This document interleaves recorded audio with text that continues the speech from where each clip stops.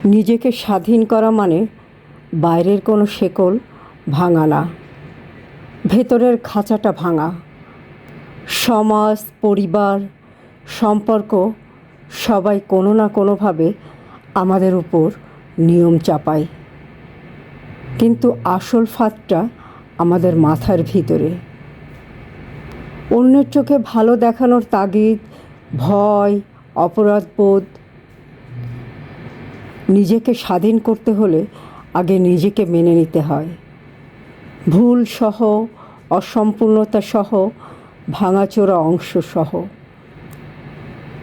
সবার ভালো লাগবে, সবার সাথে খাপ খাবে, এই ভ্রম থেকে বের হতে হয়।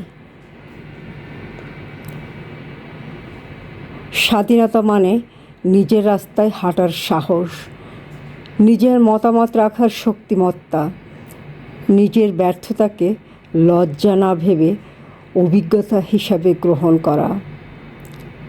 সবচেয়ে জরুরি ব্যাপার, নিজেকে স্বাধীন করো নিজের অনুমতি নিয়ে।